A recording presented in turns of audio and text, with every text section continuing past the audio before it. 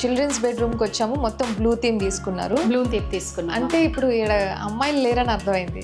ఇద్దరు బాయ్స్ అండి. Boys they are only 1.5 year apart అనమాట.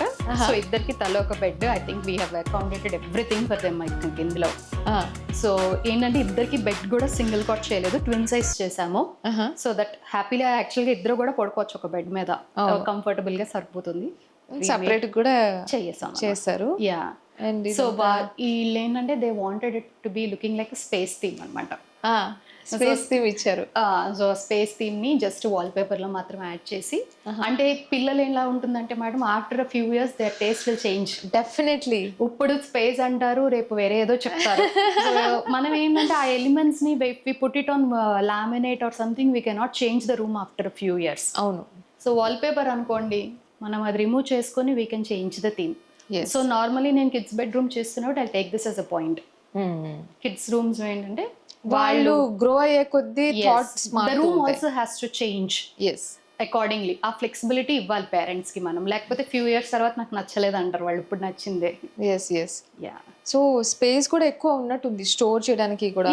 ఈ రూమ్ చాలా పెద్దది మేడం. యాక్చువల్ గా it has an attached balcony. I think this room is మంచి సైజ్ ఉంది, equivalent to small hall actually. కాకపోతే ఏంటంటే మనం 2 beds 2 స్టడీస్, సో వాళ్ళకి ఇద్దరికి బుక్స్ పెట్టుకోవడానికి 2 spaces, స్టడీ 2 spaces, అలా అన్ని 2 చేసుకుంటా వెళ్ళాం అనమాట. Okay.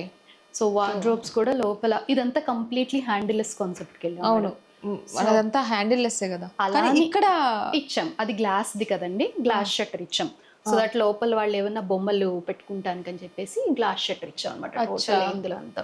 Okay, very interesting. So వాళ్ళు వచ్చిన ఫస్ట్ డే ఏంటంటే వాళ్ళు ఇప్పుడు ఉంటే ఇంటికి నన్ను తీసుకెళ్లారు అనమాట.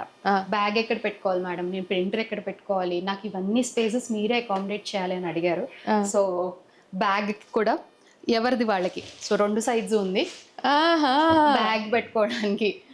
సో ఇది జస్ట్ ఫోల్డబుల్ ఇచ్చామండి, రిమూవ్ చేసుకోవచ్చు, కావాలంటే స్టోరేజ్ కింద కూడా యూజ్ చేయొచ్చు. అండ్ ఇక్కడ టీవీ అక్కర్లేదు మేడం వీళ్ళకి, ఇద్దరు సిస్టమ్స్ పెట్టుకోవడానికి ఇచ్చాం. ఓకే.